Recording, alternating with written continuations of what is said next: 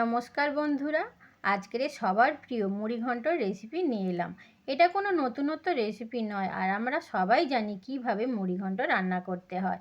আমি কিভাবে মুড়িঘণ্ট রান্না করব তার জন্য বন্ধুরা তোমাদের প্রথম থেকে শেষ পর্যন্ত ভিডিওটা দেখতে হবে।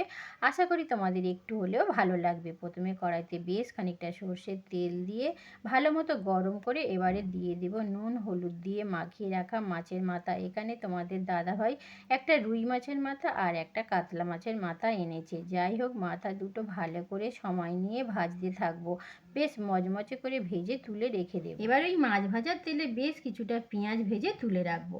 আবার ওই তেলের মধ্যে দিয়ে দেব ফোড়ন, দুটো শুকনো লঙ্কা, একটা তেজপাতা, হাফ চামচ গোটা জিরে, কয়েকটা গরম মশলা দিয়ে নাড়াচাড়া করে দিয়ে দিব কুচানো পেঁয়াজ, টুকরো করা টমেটো, আদা রসুন কাঁচা লঙ্কা বাটা, সামান্য জল দিয়ে ভালো করে নেড়ে চেড়ে, আর আমি এখানে কয়েক টুকরো আলু দিয়েছি, তোমরা চাইলে নাও দিতে পারো।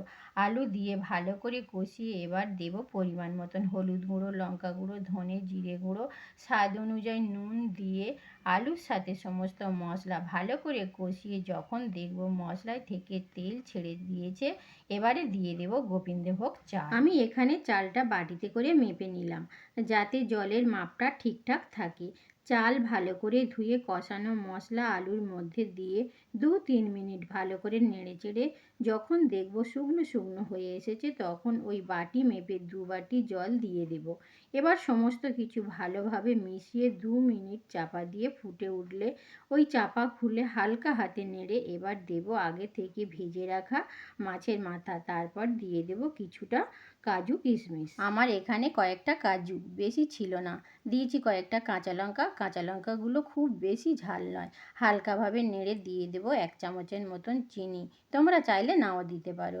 উপর থেকে সেই পেঁয়াজ ভাজা ছড়িয়ে তার উপরে বেশ খানিকটা ঘি ছড়িয়ে দিয়ে চাপা দিয়ে দেব।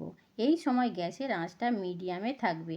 5 থেকে 6 মিনিট রেখে দিলে মুড়িঘণ্ট রেডি। এই মুড়িঘণ্ট রান্না করতে গিয়ে আমার একটা কথা মনে পড়লো।